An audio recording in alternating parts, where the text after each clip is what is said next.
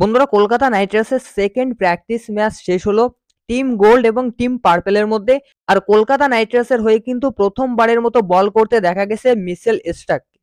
তো বন্ধুরা, দ্বিতীয় প্র্যাকটিস ম্যাচের কি স্কোর রয়েছে সেটা এই ভিডিওতে জানাবো। কেমন পারফরমেন্স কোন প্লেয়ার করেছে সম্পূর্ণ জানাবো। অর্থাৎ সেকেন্ড প্র্যাকটিস ম্যাচটাকে কিন্তু আমরা ডিটেলসে রিভিউ করব। তো সম্পূর্ণ ভিডিও দেখুন। আর ক্রিকেট সংক্রান্ত সমস্ত আপডেট পেতে চ্যানেল অবশ্যই সাবস্ক্রাইব করে রাখুন। তো দেখো, ইন্টার স্কোয়াডের মধ্যে কেকেআর সেকেন্ড প্র্যাকটিস ম্যাচ খেলেছে আজ সন্ধ্যা 6টা 45 থেকে। তো টিম গোল্ড এবং টিম পার্পেল এই দুটো টিমে ভাগ হয়েছিল। প্রথমেই টিমের প্লেইং ইলেভেনটা দেখে নিন।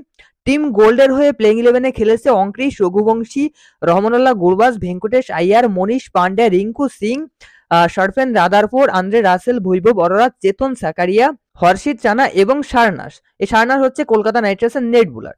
নেক্সট পার্পেল টিমের হয়ে খেলেছে ফিলিপ সল্ট, তারপর Venkatesh Iyer, KS Bharat, Anukul Roy, Rinku Singh, Ramandeep Singh, Andre Russell, সুরিয়ানাস, বরুণ চক্রবর্তী, মিচেল স্টার্ক এবং সাকিব হুসাইন। এটা হচ্ছে প্লেইং ইলেভেন। এই প্লেইং ইলেভেন দিয়ে খেলা হয়েছে। তো দেখো, প্রথমে টিম গোল্ড 188 রান করেছে 8 উইকেটের বিনিময়ে, যেখানে সব থেকে ইমপ্রেসিভ ব্যাটিং করেছে কিন্তু অঙ্কৃশ রঘুবংশী। হ্যাঁ বন্ধুরা, প্রথম প্র্যাকটিস ম্যাচেও কিন্তু অঙ্কৃশ রঘুবংশী একটা দারুণ ইনিংস খেলেছিল। আজকেও কিন্তু অঙ্কৃশ রঘুবংশী গুরবাজের সঙ্গে ওপেনিং এ নেমে 26 বলে 37 রানের একটা ইনিংস খেলেছে।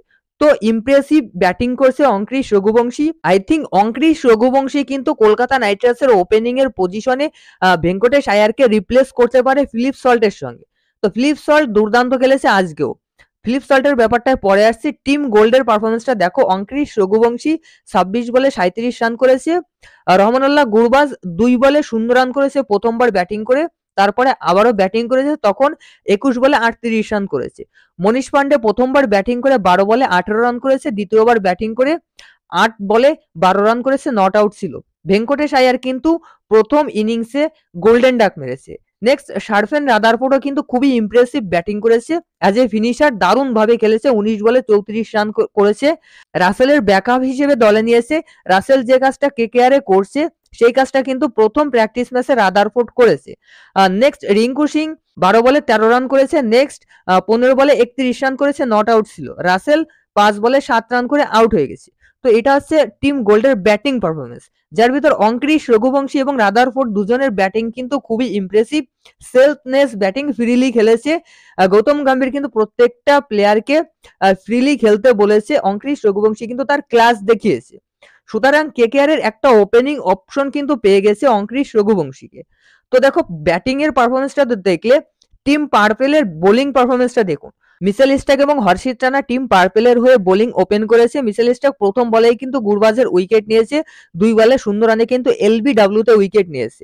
বাট মিচেল স্টার্ক কিন্তু প্রথম 3 ওভার ভালো বল করেছে। প্রথম 3 ওভারে মিচেল স্টার্ক 21 রান দিয়েছিল। তবে পরের যে লাস্ট ওভারটা করেছে 20তম ওভারে কিন্তু মিচেল স্টার্ক 20 রান দিয়েছে। অর্থাৎ শেষ ওভারে কিন্তু 20 রান দিয়েছে। তো টোটাল মিচেল স্টার্ক কিন্তু 4 ওভারে 41 রান দিয়ে একটা উইকেট নিয়েছে। হর্ষিত রানা একটা উইকেট নিয়েছে, খুবই ইমপ্রেসিভ বল করছে। বরুণ চক্রবর্তী গত ম্যাচেও দারুণ বল করেছে। আজকে 2 ইনিংস বল করেছে। প্রথম ইনিংসে 2 উইকেট নিয়েছে এবং সেকেন্ড ইনিংসেও কিন্তু একটা উইকেট নিয়েছে। তারপর সাকিব হুসাইন, এই সাকিব হুসাইনও কিন্তু দারুণ বল করেছে আজকে, স্পেশালি ডেথের দিকে 3টে উইকেট নিয়েছে। 3টে উইকেট হচ্ছে রিঙ্কু সিং, আন্দ্রে রাসেল এবং শারফেন রাদারফোর্ড। 3টে ডেঞ্জারাস উইকেট কিন্তু সাকিব হুসাইন নিয়েছে। খুবই ইমপ্রেসিভ বোলিং করেছে। তো এই একটা এক্সপেরিমেন্ট কিন্তু কেকেআর টিম করতে পারছে এই প্র্যাকটিস ম্যাচের মাধ্যমে। কিছু ইয়ং প্লেয়াররা কিন্তু খুবই ভালো পারফরমেন্স করেছে। তারপর টিম গোল্ডের হয়ে কিন্তু ফিলিপ সল্ট এবং তোমার হচ্ছে ভেঙ্কটেশ আইয়ার ওপেনিং এ নামে। ভেঙ্কটেশ আইয়ার কিন্তু ওপেনিং এ পারফরমেন্স করতে পারছে না। প্রথম ইনিংসে গোল্ডেন ডাক মেরেছে, সেকেন্ড ইনিংসে 3 বলে ডাক মেরেছে, 3 বলে 0 রান করে আউট হয়ে যায়। বৈভব অরোরার একটা দুর্দান্ত বলে মনীষ পান্ডের কাছে কিন্তু স্লিপে ক্যাচ তুলে দেয়। নেক্সট ফিলিপ সল্ট কিন্তু গত ম্যাচেও খেলেছিল, এই ম্যাচেও খেলেছে। গত ম্যাচে 74 রান করেছিল, এই ম্যাচে 35 বলে 50 রান করে আউট হয়ে যায়। নেক্সট অনুকূল রায় কিন্তু 4th পজিশনে খেলেছে। কেএস ভরত 14 বলে 22 রান করেছে, 15 বলে আউট হয়ে যায়। রিঙ্কু সিং 9 বলে 17 রান করেছে। রামানদীপ সিং এবং মিচেল স্টার্ক কিন্তু ম্যাচ ফিনিশ করেছে, অর্থাৎ টিম পার্পেল কিন্তু ম্যাচ জিতেছে। রামানদীপ সিং কিন্তু 2 বল বাকি থাকতে তোমার হচ্ছে 6 মেরে ম্যাচ জিতিয়েছে। অর্থাৎ লাস্ট 6 বলে 10 রান প্রয়োজন ছিল, সেই অবস্থায় কিন্তু 6 মেরে ম্যাচ জিতিয়েছে রামানদীপ সিং।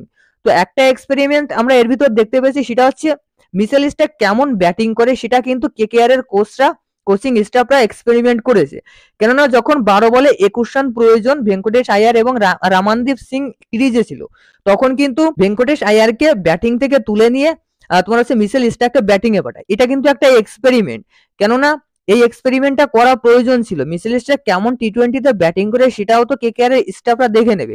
সেই এক্সপেরিমেন্টটা কিন্তু করে নিয়েছে। 6 বলে 10 রান প্রয়োজন ছিল, 4টে সিঙ্গেল নিয়েছে এবং একটা 6 মেরেছে, টোটাল 10 রান হয়ে গেছে। টিম পার্পল কিন্তু ম্যাচ জিতেছে, যেখানে বৈভব অরোরা একটা উইকেট নিয়েছে, সুয়াস শর্মা 2টো উইকেট, বরুণ চক্রবর্তী একটা উইকেট, হর্ষিত রানা কোনো উইকেট পায়নি, না হর্ষিত রানাও একটা উইকেট পেয়েছে, সরি। সাকারিয়াও কিন্তু 2টো উইকেট নিয়েছে। যাই হোক, প্রত্যেকটা প্লেয়ার কিন্তু ভালো পারফরমেন্স করেছে এক্সেপ্ট তোমার হচ্ছে ভেঙ্কটেশ আয়ার। ভেঙ্কটেশ আয়ার যে ওপেনিং এ একটু খারাপ পারফরমেন্স করে সুইং এর বিরুদ্ধে, সেটা কিন্তু আমি প্রায়ই বলে থাকি। আজকেও কিন্তু সেই উদাহরণটা আমরা দেখতে পেলাম। ভেঙ্কটেশ আয়ার কিন্তু সুইং এ ব্যাটিং করতে পারছে না। বৈভব অরোরার একটা দারুণ বল ছিল, সেই বলটা দারুণ সুইং করেছিল, স্লিপে মনীষ পান্ডের কাছে ক্যাচ তুলে কিন্তু আউট হয়ে যায়। তো এটা হচ্ছে সেকেন্ড প্র্যাকটিস ম্যাচের পারফরমেন্স। তো থার্ড প্র্যাকটিস ম্যাচ কবে খেলা হবে তোমাদেরকে জানিয়ে দেবো। আজকেও কিন্তু জানিয়ে দিয়েছিলাম তোমার হচ্ছে কমিউনিটি ট্যাবে, আপনারা অবশ্যই হয়তো দেখেছেন। তো জানতে অবশ্যই চ্যানেলটা সাবস্ক্রাইব করতে হবে। তো সাবস্ক্রাইব করে রাখুন, ভিডিও ভালো লাগলে অবশ্যই লাইক করুন।